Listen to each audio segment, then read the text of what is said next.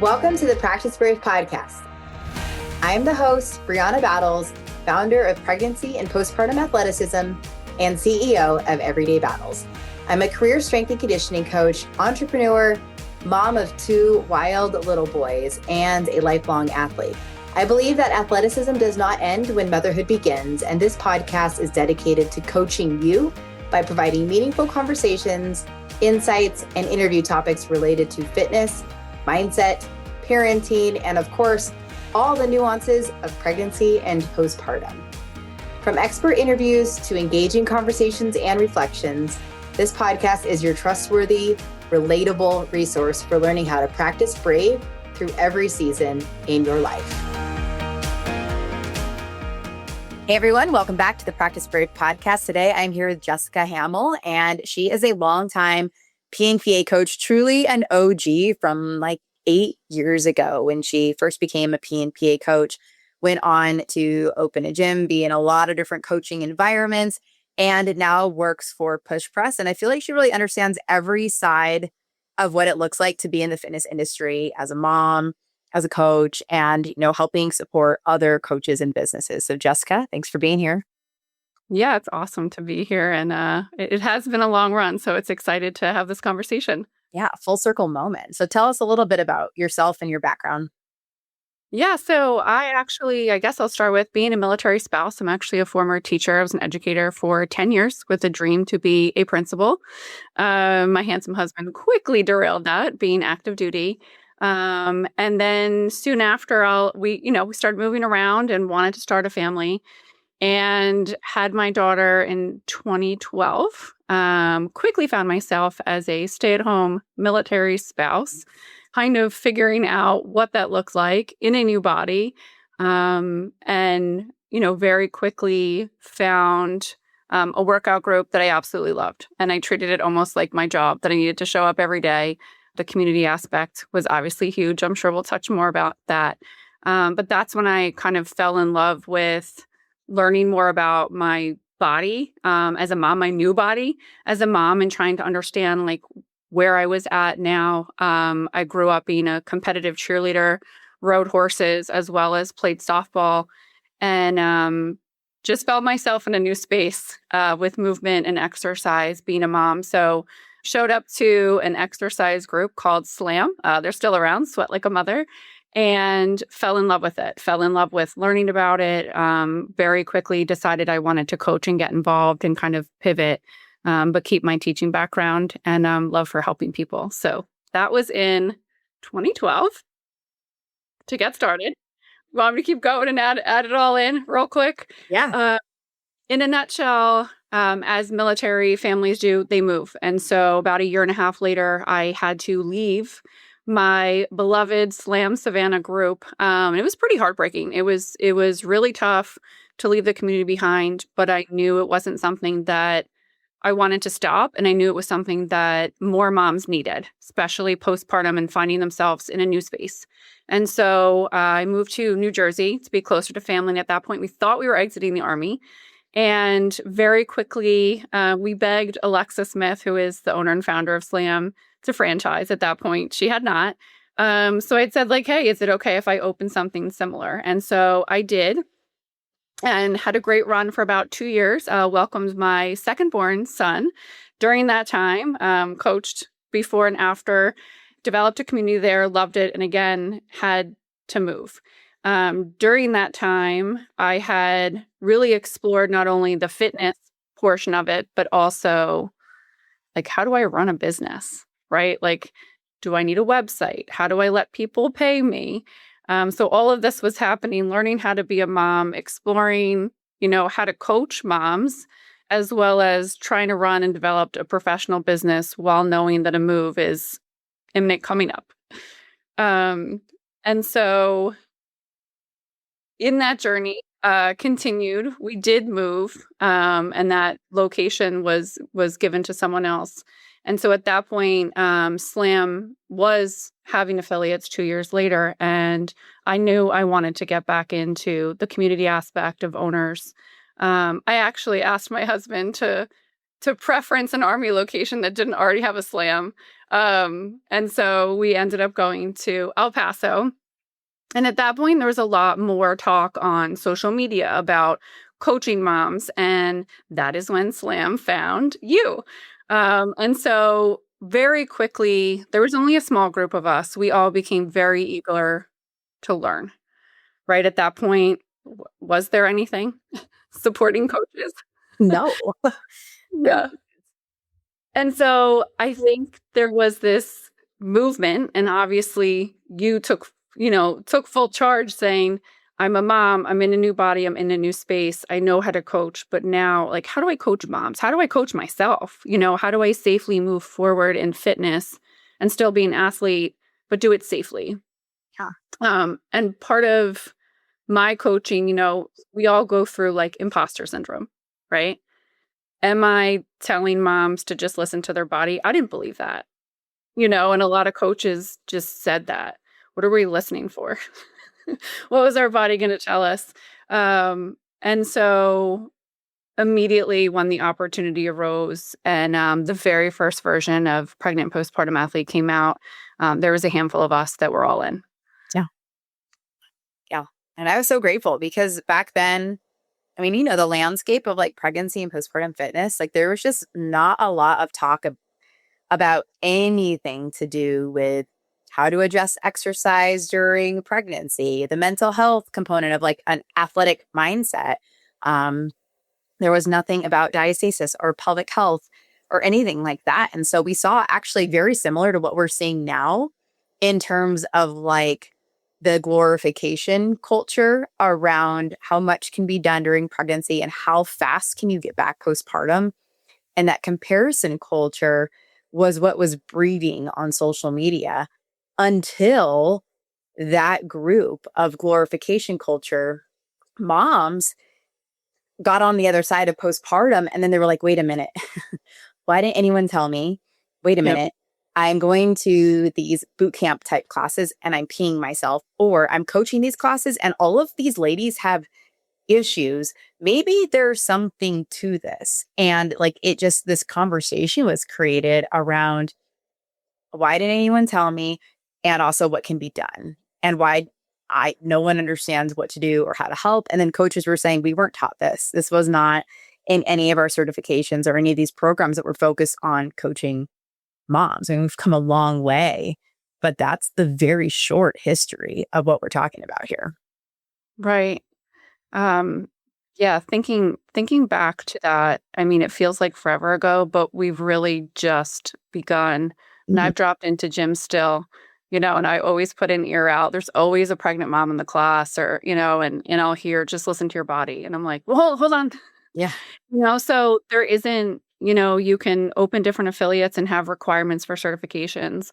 I would, anyone who coaches female athletes specific to postpartum should be required to have the credentials to say, I also can coach you postpartum, not just, you as a small man or you as a body. Yeah. So it's still so, so many people have got on board, but it's just the tip of the iceberg, really, of where it needs to go.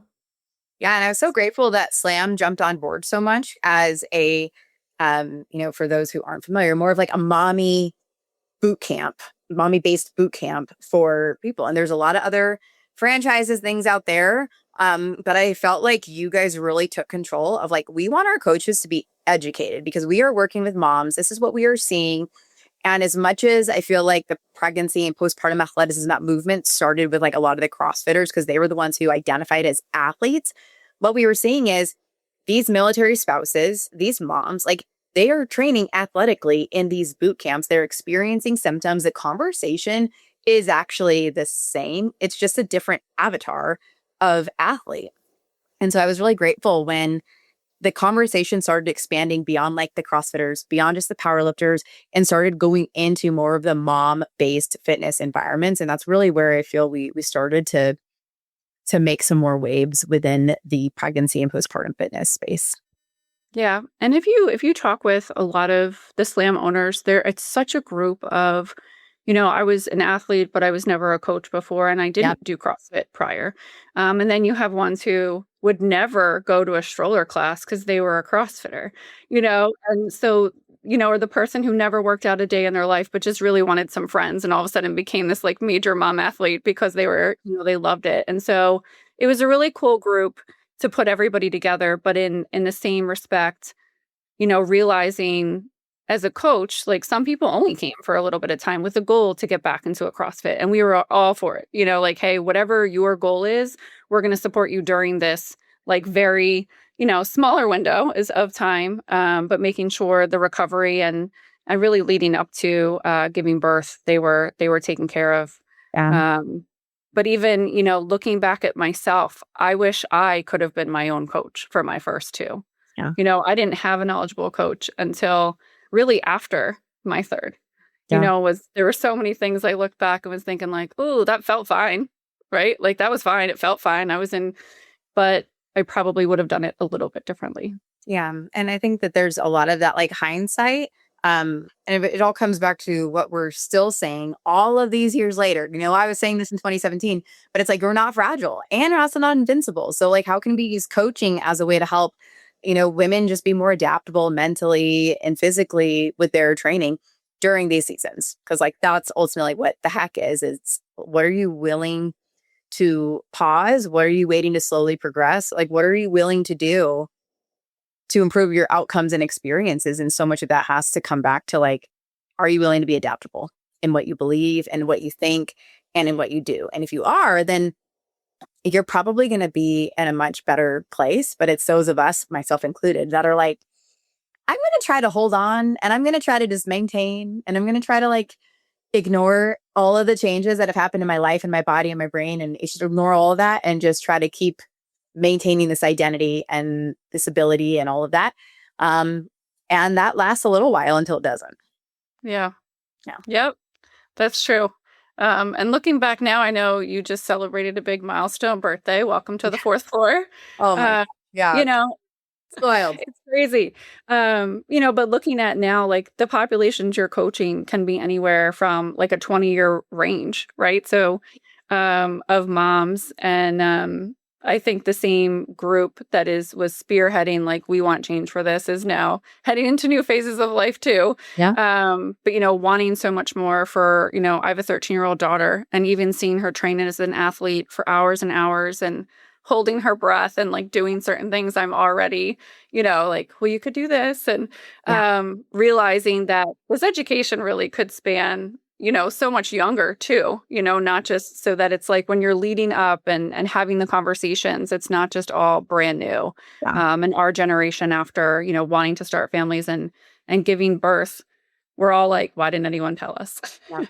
Yeah, I mean, it really is that lifetime of athleticism. Like what you can learn through these seasons is so transferable to then what we go on and teach the younger generation, the youth female athletes, teenage female athletes, our collegiate athletes. And then on the other side of like into perimenopause, menopause, and our aging populations of, maybe symptoms that come up or, things that they can do as their bodies change throughout all different seasons. For sure. Yeah. So dipping back into, because I wanted to definitely take a break. I know my story's kind of long, but, going back to El Paso, my husband deployed within 48 hours of me landing with 3 children, one being 5 weeks old. And already, signing the paperwork to open Slam El Paso, which is still an awesome community. So I'm really happy to see it continue to grow and change. But knowing like I was on such a mission for myself, it was for myself just as much as it was for all of the other, women who were in that space. But looking back, studying, I would be driving like across El Paso doing my modules of the PMPA, and it was like so doable, to be able to just continue like hitting play in my ear, which I appreciated so much. And then being able to kind of go back to the slides or wait, what did she just say real quick? Someone just asked me for a snack.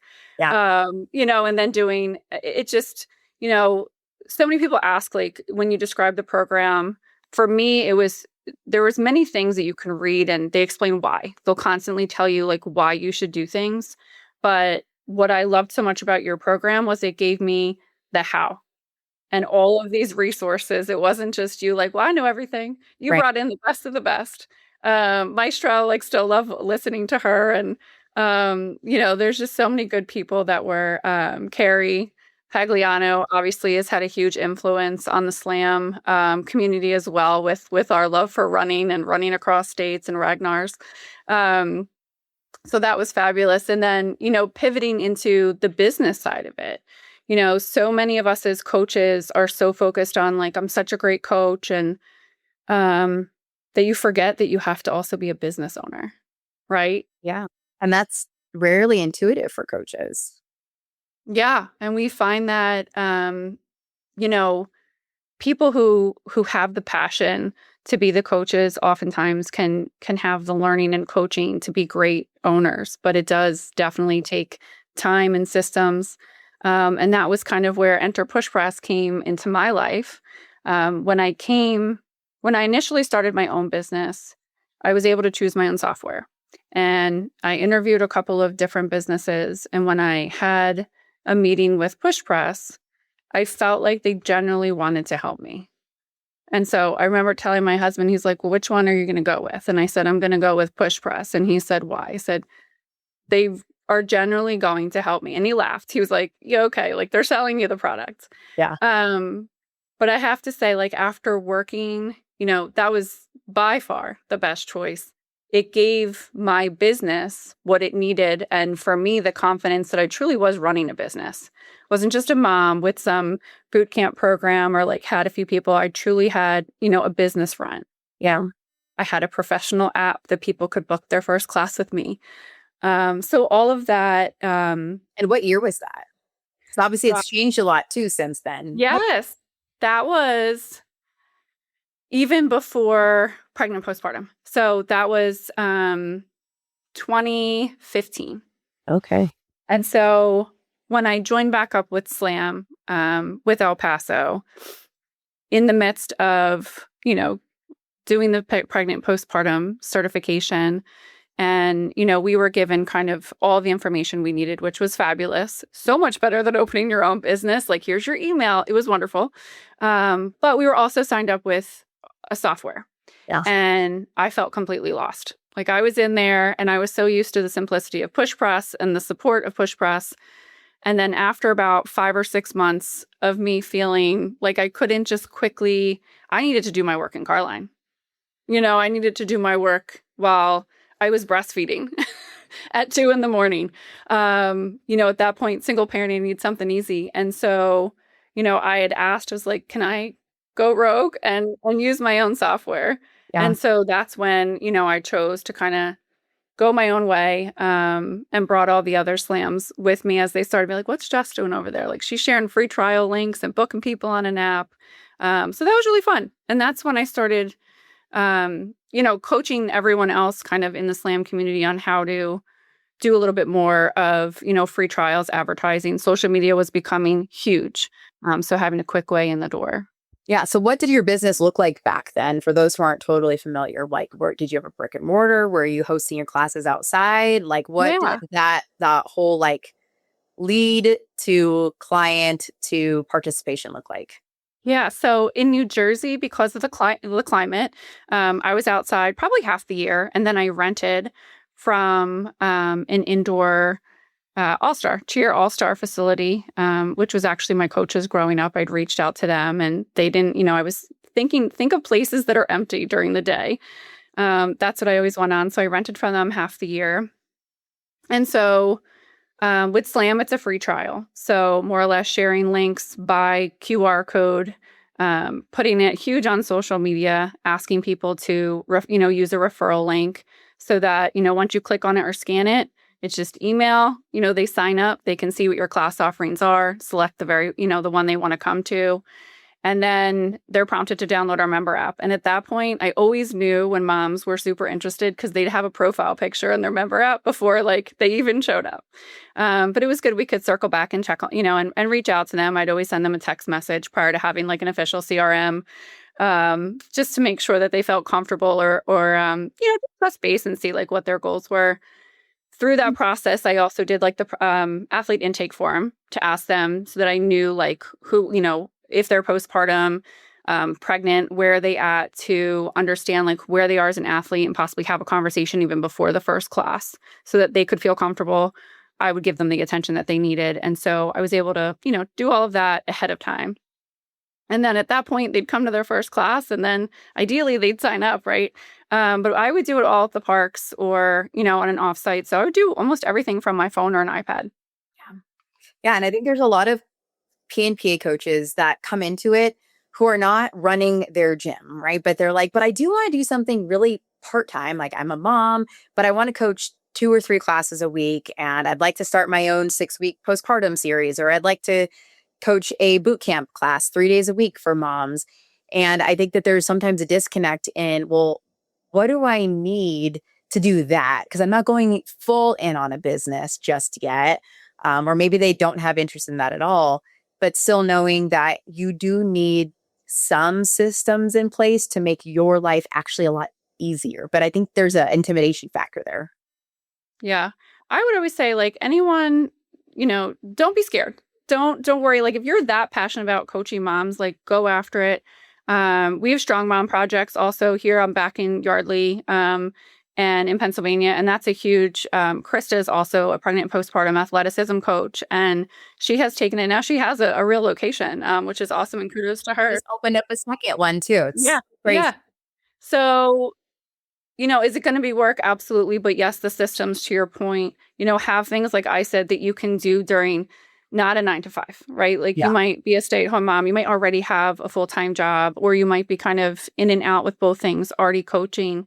So, I think working with your community, thinking of people who already, maybe you're going to offer a 6 weeks program, like you said, at a local CrossFit.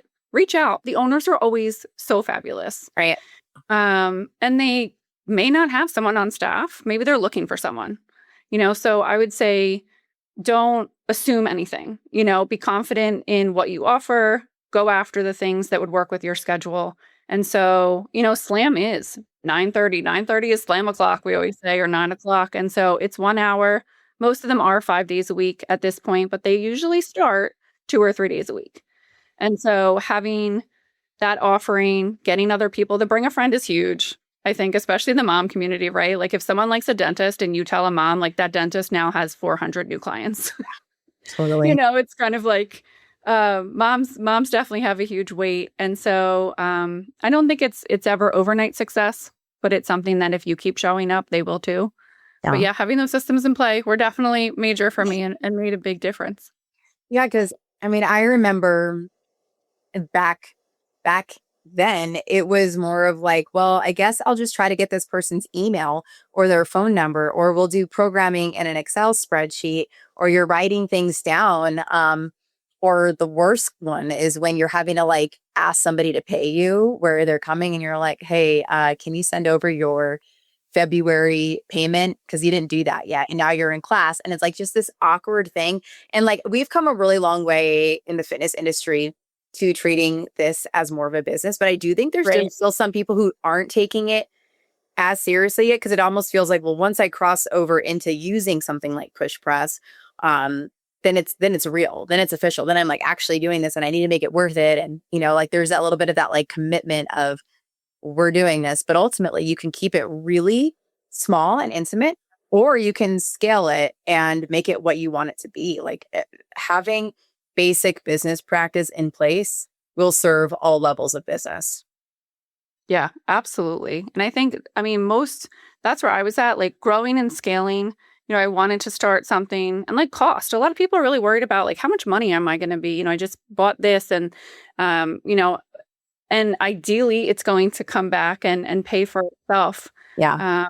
But, in the beginning, it's scary. And so having something that's either low cost, and dependable. I know for me, we were lucky. Push Press came out with the free platform, I guess about 1.5 years after I started using it. And Nick reached out and was like, would you guys like to pilot free? And I thought like, we don't have to pay for this anymore. Like I happily paid for that. Like I had a nice app. I knew who was coming. Like you said, I didn't have to ask anyone to pay their bill. It was right. I knew what my MRR was. I had a very specific cancellation process. Like everything was taken care of for me. And so when they said, do you want to pilot free? It's like, this is amazing, and that's something I share with people all the time. Like there is a free platform that is geared towards that, like helping people grow. And then, once I got to about, 40 members, 45 members, that's when it made sense for me to flip over to like the paid version. And then you get a little more bells and whistles, but realistically, like I just needed a place to sign up, collect payment in the beginning. And like you said, like not make anything awkward. Right. I think in the gym space in general, people who own a gym want to make a difference in people's lives. So they don't necessarily want to ask for their credit card all the time, even though it's like the reality of it is it's a business. Right. And then you put moms into that space, and it's almost like it's even worse, where, for some reason, you have a price, but you're not expecting people to pay it. And it's real. The people that spend time, you spend time to get certified, you spend money to get certified, you may sacrifice late nights and early mornings to do it. And so I always encourage people like run it. It is a business. Yeah. And when you treat it like a business, other people do too. Exactly. Yeah, for sure. So for those who aren't as familiar with push press and they're like, what are you guys talking about? Like, I get systems. I get that, coaches need to treat their businesses like it's a business, no matter what the size is. What is push press and who is it perfect for? Yeah. Push press is, gosh, I could go on forever. But it's computer software, and our main client, now it's growing, but a perfect client, is this group, is a small to large class or appointment based gym. So anything from somebody who has 2 clients and wants to give them training and sign them up and grow to, we serve people with hundreds of clients that come in, sign up, pay their bills, book their classes. So we have 4 products. We have Core, which is your everyone has to have Core. So it's your calendar, it's your payments. It's we work with Stripe, so that's where we're going to have your intake of payment, recurring payments, punch cards, all that good stuff. And then we also have tiers of that. So I talked about free. So there is a free one where there's no monthly payment. What you're basically paying is a percentage of the processing fee. So similar to going to a restaurant, you use your credit card, the restaurant pays the processing fees. And then we also have Pro and Max. Pro is most of our client base. So that's, it's a monthly subscription cost with no contract. And then we have Max, which is for our much larger gyms. And so the main difference between them, there are some features I could call out. Like for Pro, we have Flex Fee, where you can have your members cover their fees, which is great for larger gyms. And then the different processing rates. So obviously up to Max, you have a little bit lower of a processing rate. So depending on how many people you have, it makes sense to kind of move up. And then everything from like it pays you, it charges them. Yep. It shows them when classes are, they can book a class in advance. So it's like your client management, but it's also like your operations in there too. And full transparency, this is what we're using for Battles Jiu-Jitsu, the gym we opened up in January. And it has made a really big difference in, like, it's been interesting, I think, because I come from an online business world that's a very, very different business model of all things P&PA. And for that to exist, there are so many moving pieces and people and tools and systems within P&PA. And then when we went to Open Battles Jiu-Jitsu and we were like looking at some stuff, and I was talking with Dan and I was talking with Greg, and I was like, you're saying that all of this is just like in one place, and like we don't have to have all these different integrations and systems, and we don't have to hire somebody to like run this or do that. Like it's pretty like it kind of takes all of the hard aspects of business and puts it in one place that's a lot of like done for you already. Instead of, in my world of P&PA, there's a lot of we have to do the thing, we have to make the thing, we have to reiterate the thing. Push press, it's all very systematized and just like done for you. You just have to plug stuff in and make it work for your business. And I was like, wait, this is so much easier. Like, I don't think I have to be that involved. Jared's just going to learn how to do all of this. I actually don't want to do much with this because I don't need to. It's all right there. It's all under one roof, which is such an easier way to manage a business than, just again, the model that I have in the online P&PA space. Yeah. Yeah. When we onboard new clients, we have like an immersive onboarding wizard. So it is a lot more. And obviously AI has really changed the game probably since you guys even came on. Where it's like, where before you used to have to create your schedule. And now it's like upload like a screenshot of your schedule and it throws it on the calendar for you. And then same thing with like your plans list. You're able to kind of, input. And then we have AI where it'll assume different plans based on your geographical location, what you should charge for it. So it's come, especially since I've started, so much has come and we try to do, the goal is, and I go back to when I said I feel like Push Press wanted to help me.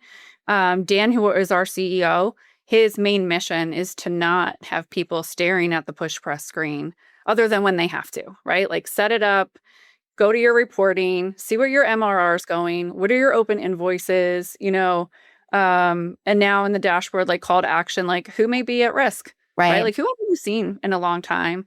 I love that, especially from the lens of coaching. I mean, it's great for anyone, but as a busy mom, like I might have felt like I just saw Jen yesterday. Well, I haven't seen Jen at class for 10 days.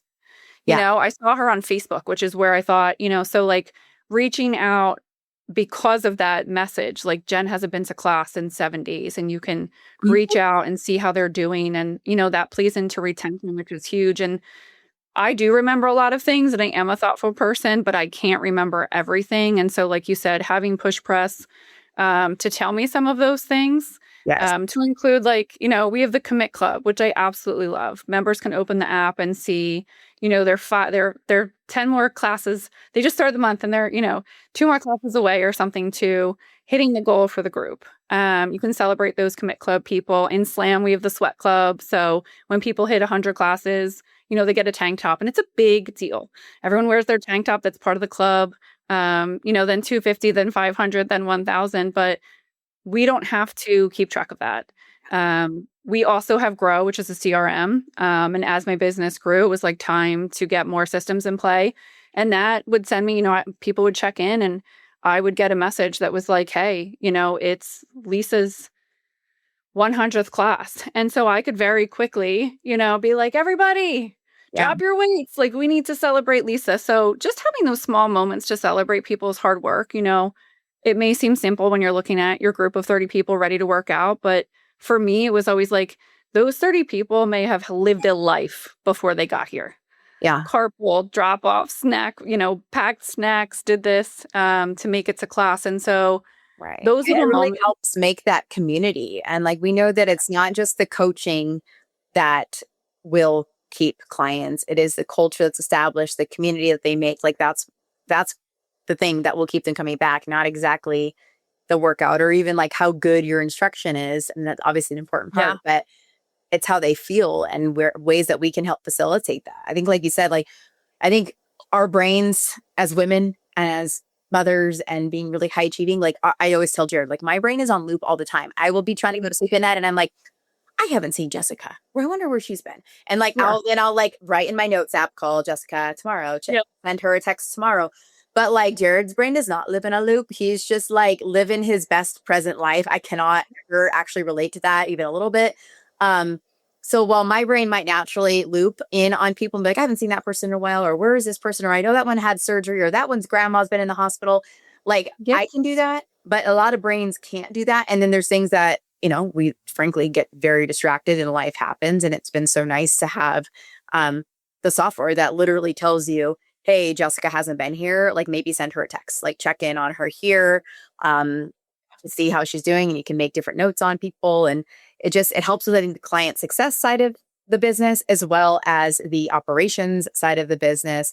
And then just overall management, from a jujitsu side. So I think this has been interesting too, is we're using it as a belt tracking system. So there's different elements of being able to use, again, this all-in-one software to make it fit your unique gym or business or coaching offer? Because we're like, okay, yeah, it's not just pay us and clock in on your attendance so we know where you're at. It's also, where are you at? When did you get this belt? When did you get your last stripe? So when we have more organization around each individual person.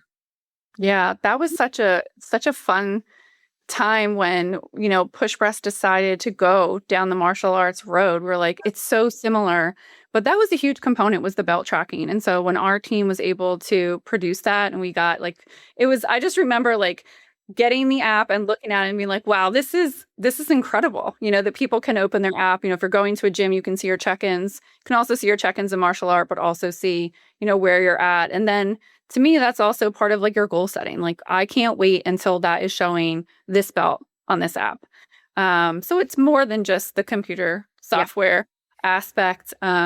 And the martial arts world is where the fitness industry was 15 years ago. They're still it's still pretty behind in a lot of basic business practice and operations and systems and things like that. But I do think that this makes it very simple for all gyms, but really the martial art gyms that it's used to well, I'm just doing what my professor did. It's no, if you want to be successful, you gotta run this like a business. People are wanting more modernized ways to do this in more organized ways. Again, there's more to it than just the coaching. It's also the experience and the business and the overall organization of it. Yeah, I think you hit it. Experience to me now is such a huge, I'll probably derail the conversation, but yesterday I'm always thinking of different, I'm in customer experience and Push Press. I probably didn't mention that yet, and we can get into that, but always looking for what was that experience like? And how would that transition into my role at Push Press? Or can I share that with our engineer team? But our landscaping crew just went bankrupt and they quit. And I had to find someone else. Well, got a recommendation. It was AI, loved it, called. It asked me all the questions it needed. It said it was going to give me an estimate. No one showed up at my door, which was great. I had work to do. I got an estimate. I got this beautiful, the whole onboarding experience. They already have my credit card, and I was just thinking so similar to that's what people want now. They don't want to be interrupted. Moms are generally the ones that are probably signing their kids up for jujitsu. I see your mats are packed with those cuties. And so they don't want something that's going to be difficult. They want something to fit in their life, easy app, book the class, or, change out, let the coach know that they're not coming, pull them out of the class or reschedule their intro. So I think experience is such a huge part, and everyone's kind of instant gratification now with you can have anything in seconds. Right. And so that's what people expect, you know. And so P and PA coaches, you're wanting to work with moms where you are simplifying everything, because sometimes moms can be flaky and they're not going to they're going to get sent the email and then you're all right, we got to have a follow-up, but you can have automations there for that. How's your marketing in with operations, in with your client experience or client success, whatever you want to call it. It's all in one place in a way where you can have systems in place where it makes all of it a lot easier, I find, because, you want those moms to have something that is not a complicated process. It cannot take them forever to sign up for that class. It can't take them forever to become a client of yours in any capacity, but you also want it to be a good experience and make it collect all the information that you're going to need so then you can better support them. Yeah. It is huge if you can grasp. I know for us, the first thing we ask is their email, and then at least you have something to reach out to them. I know in my personal experience, it took me almost 4 months to show up to my first class, and I was someone who wanted to go. Yeah. But my daughter was hungry every day at 9:00. And so I may have just given up, but having that constant, my name was in the hat, it was able to be reached out. And I've had people too that said, I've been watching you on social media for 6 months. Oh yeah. And finally got the courage to come today. And so, it's not always talking to the person in front of you today. There's always people watching, wanting to learn more, wanting to take the leap of faith and wanting to believe in themselves that they can do it. And so, having the ability to follow up, remind them, invite them back without forgetting while we're busy. That it's a really long sales cycle when you work with a mom. It's maybe she's not, maybe you get on her radar when she's postpartum, but she can't make that series. And then she's just in her survival mode for that first year. She's not really training as much. But then she gets pregnant again and she's like, you know what, maybe I'm going to do something a little bit different. And then they join in. So everything in coaching is actually a really long sales and customer journey for people that are on our radar. So being able to connect with them and not just like introduce yourself, but like get their information, just learn more about them. All of that makes a big difference in what you're able to scale to as a coach. Yeah. No, it is. It's definitely a tough industry. So having anything to help you. But really, I would say now, like, there's been enough people that have gone through it. Like, don't reinvent the wheel. Find someone, usually someone successful or like love doing something is more than willing to chat with you, and then specifically, obviously you've got it all in the course. Yeah.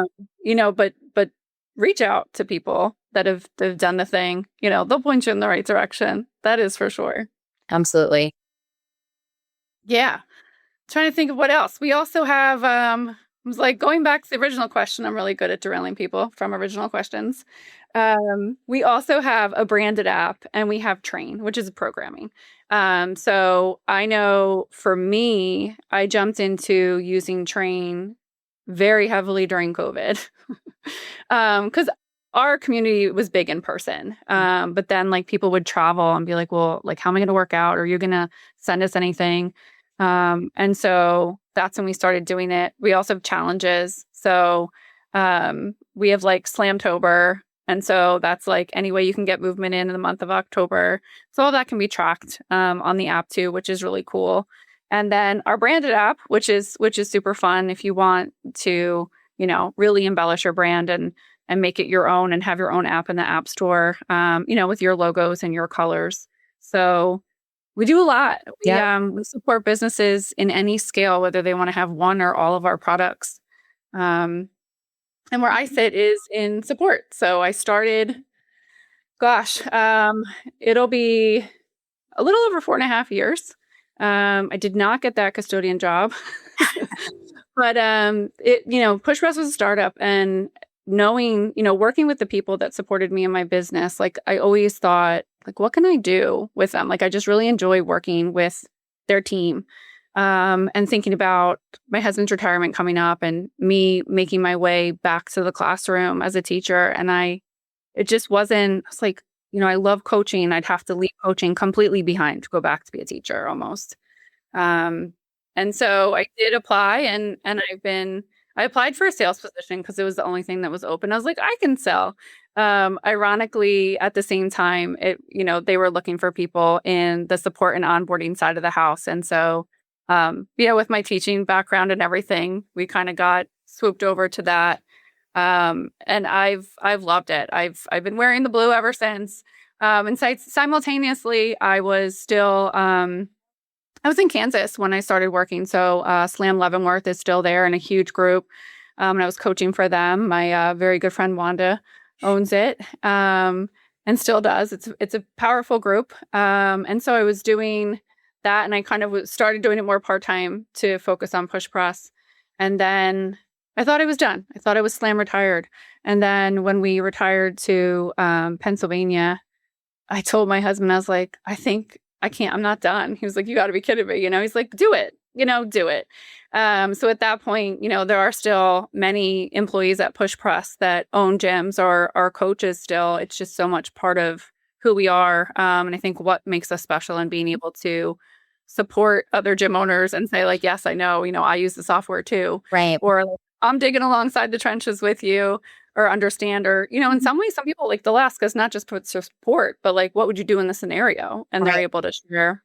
Yeah, that's what I really appreciated too, is that like personal, like, okay, like I feel I can get my answers or my questions answered because you've also done this before, or you've also opened a gym, or you've moved from this over to that, and like just like that individualized feedback. So you don't feel like you're just talking to like a random who does not understand the industry. They're just like a tech bro, like you're talking to tech bros that are also understanding the fitness industry. And that I think makes a really big difference. And it's modernized because I think there's just a lot that hasn't been as modernized, even though we've made so much progress with like AI and all the different capabilities. There's still elements of like not fully understanding how fitness business works, or a gym, or that client experience, again, where you have the different branches of business all being managed under one software that, again, coming from a totally different type of business where there's many, many moving pieces into like more of a straightforward coaching business model.